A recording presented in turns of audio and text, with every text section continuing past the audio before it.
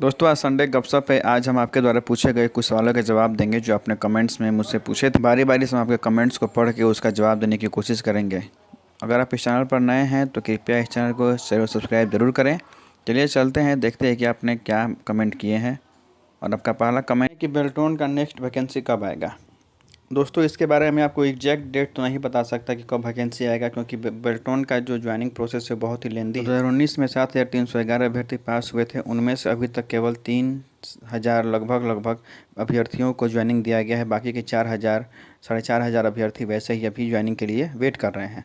तो जब इनका हो जाएगा ज्वाइनिंग तभी नया वैकेंसी आएगा। बेल्ट्रॉन में तो पोस्ट बहुत खाली है, क्योंकि पंचायती राज विभाग में अभी 8-8,500 नए पोस्ट बने हैं, तो उसमें वैकेंसी होना ही है। तो जितना जल्दी ये पोस्ट भर जाएगा फिर से आपको उतना ही जल्दी आपको वैकेंसी देखने को मिलेगा, क्योंकि बेल्ट्रॉन जो है वह रिक्तियों के विरुद्ध वैकेंसी नहीं निकालता है। बेल्ट्रॉन पहले एग्ज़ाम लेकर सीबीटी एग्ज़ाम टाइपिंग लेकर और पैनल में लड़कों लोग को बना लेता है, और उसके बाद जब किसी ज़िला से रिक्वेशन आता है तो बेल्ट्रॉन वहाँ अपना लड़का भेजता है। तो आपको मे बी 1 साल अभी वेट करना होगा, यानी कि आपको लगभग अगले साल नवंबर या दिसंबर में या उससे पहले भी आपको बेल्ट्रॉन के द्वारा नए वैकेंसी के लिए नोटिफिकेशन देखने को मिल सकता है। अगला क्वेश्चन है कि ऑफर लेटर आने के कितने दिन बाद उर्मिला से ज्वाइन लेटर के लिए कॉल आता है। दोस्तों अगर आपको ऑफ़र लेटर आया है तो आपको कुछ दिन वेट करना होगा, क्योंकि उर्मिला सिंगल कैंडिडेट को बुला के ऑफ़र लेटर नहीं देगी। उर्मिला के पास भी जब कुछ लड़के हो जाएंगे ऑफ़र मतलब ज्वाइनिंग लेटर देने के लिए, तभी वो सबको एक साथ बुलाकर और ज्वाइनिंग लेटर देना स्टार्ट करेगी। जैसे कि बेल्ट्रॉन जो है वह जिस जिला से रिक्वेशन आता है तो वहाँ ERP सिस्टम के द्वारा लड़के चूज करके उसका लिस्ट भेज देती है उर्मिला को। अब उर्मिला के पास कुछ जब लड़के इकट्ठे हो जाते हैं, कुछ लिस्ट इकट्ठे हो जाते हैं, तो वो उनका ज्वाइनिंग लेटर टाइप करती है, बनाती है। उसके बाद लड़कों लोग को कॉल करके बुला के और उनको ज्वाइनिंग लेटर देती है। तो इस सब प्रोसेस में हमको लगता है कि लगभग 1 महीना या फिर उससे भी कम, 1 मंथ या फिर उससे कम भी लग सकता है, कभी कभी उससे कम भी लग जाता है। यानी कि अभी आप देख रहे होंगे कि आपका एक्शन बटन ब्लैक होगा। तो जब उर्मिला आपका ज्वाइनिंग लेटर जब तैयार कर लेती है तो आपका जो एक्शन बटन होता है वह ब्लू हो जाता है। ब्लू होने का मतलब कि आपका अब ज्वाइनिंग लेटर तैयार है और आपको 1 या 2 दिन के अंदर आपको उर्मिला के द्वारा कॉल आ सकता है। तो आप लोग अपना प्रोफाइल लॉगिन करके देखते रहिए बेल्ट्रॉन पे। आपका जब एक्शन बटन ब्लू हो जाएगा तो ये इसका मतलब कि आपको 1 या 2 दिन में आपको उर्मिला के द्वारा कॉल आ सकता है। आप लोग सारा अपना डॉक्यूमेंट तैयार रखें। अगला क्वेश्चन है कि भैया ज्वाइनिंग लेटर लेने टाइम उर्मिला ऑफिस में अपने साथ कौन कौन सा डॉक्यूमेंट ले जाना पड़ता है। तो मैं आपको बता दूं कि जब आपका ज्वाइनिंग लेटर तैयार हो जाता है तो आपके मोबाइल पे एक मैसेज आता है, SMS आता है, और आपको कौन कौन सा डॉक्यूमेंट साथ में ले जाना है वो उस मैसेज में रहता है। या आपको एक उर्मिला के द्वारा कॉल भी आता है कि आपको इस दिन इतने दिन के अंदर आपको उर्मिला ऑफिस में आना है। वो लोग पता ही बताते हैं कि उर्मिला ऑफिस कहाँ पे है, और आप वहाँ 2 से 3 दिन के अंदर जाके रिपोर्टिंग करके अपना ज्वाइनिंग लेटर लेना पड़ता है। तो आप मैसेज का इंतज़ार करें, या मैं आपको एक मैसेज दिखा देता हूँ कि कौन कौन सा डॉक्यूमेंट उसमें भेजा जाता है मैसेज के द्वारा कि आपको कौन डॉक्यूमेंट ले जाना है। तो दोस्तों आप देख रहे होंगे कि यही वो आपको मैसेज आता है मोबाइल पे। Dear candidate please collect your appointment letter, document required, photo 2, Aadhaar card, PAN card, bank account registration slip, caste certificate, Urmila info solution, first floor junior BPS building near ICICI bank, SK Puri, Boring Road, Patna. Contact number दिया गया है। तो आपको यही message आएगा कि आपको अपना 2 फ़ोटो ले जाना है, आधार कार्ड ले जाना है, पैन कार्ड ले जाना है, बैंक का अकाउंट पासबुक ले जाना है, आपको रजिस्ट्रेशन स्लिप ले जाना है। अगर आप रजिस्ट्रेशन स्लिप जो आपने बेल्ट्रॉन का फॉर्म भरा होगा और उस समय आपने जो रजिस्ट्रेशन किया होगा तो उसका फॉर्म निकला होगा प्रिंट आउट करके, आपको वही ले जाना है। या वो आपके पास नहीं है तो आप जो चालान अपना भरे थे वो चालान का रसीद भी आप ले जा सकते हैं साथ में। या आपके पास वो भी नहीं है तो फिर जब आपने अपना KYC किया था तो KYC कंप्लीट करने के बाद आपके मेल पे एक मेल आया होगा बेल्ट्रॉन के द्वारा, आप उस मेल को भी प्रिंट करके ले जा सकते हैं अपने साथ में। ठीक है। और आपका कास्ट सर्टिफिकेट लगेगा। अगर आप जनरल कास्ट से हैं तो आपका कास्ट सर्टिफिकेट नहीं चाहिए। अगर आप अदर कास्ट से हैं तो आपको अपना कास्ट सर्टिफिकेट ले जाना पड़ेगा। और आप लोग पता देख सकते हैं कि पता इसमें भी दिया गया है आपको कहाँ जाना है। यही मैसेज आपको आएगा उर्मिला के द्वारा। अगला कमेंट है कि बेल्ट्रॉन 2019 टाइपिंग फेल कैंडिडेट्स का रीटाइपिंग कब कराएगा।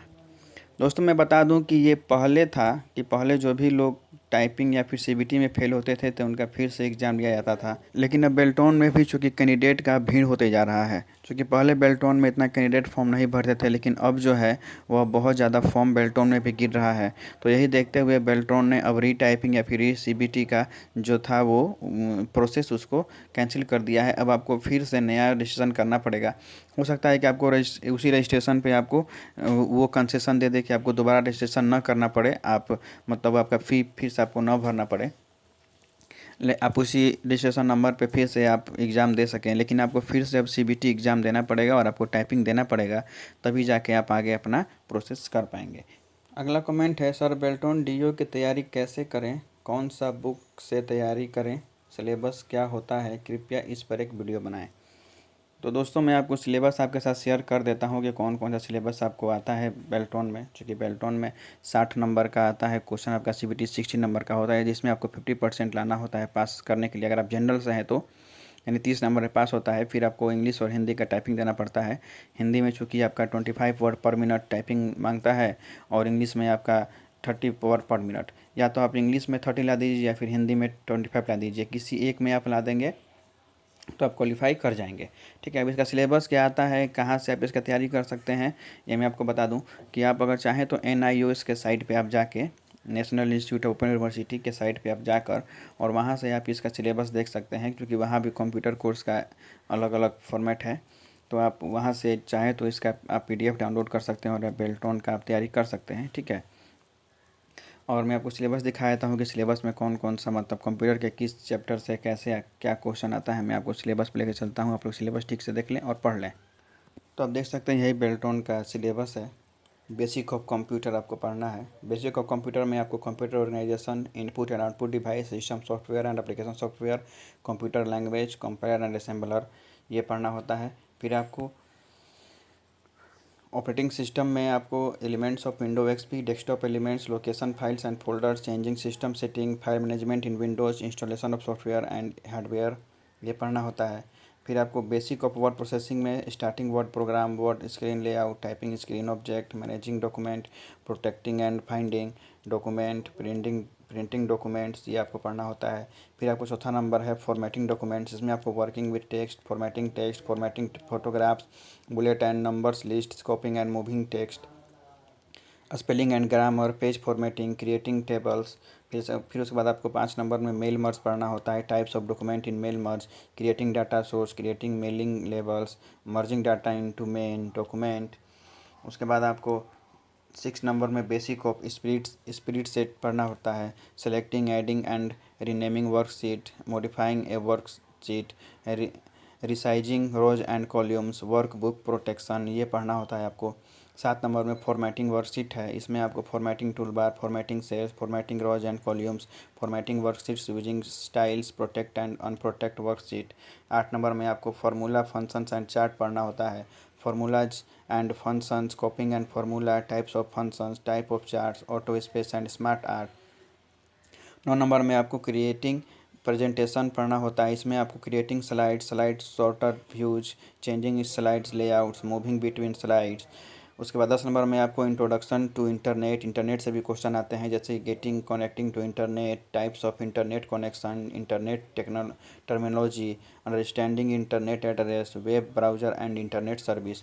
यही सिलेबस है दोस्तों, आपको यही इतना पढ़ना होता है, आपको इसी में से क्वेश्चंस आते हैं। अगर आपने इस सिलेबस के अनुसार तैयारी कर लिया तो फिर आराम से आप बेल्टोन का सीबीटी निकाल सकते हैं।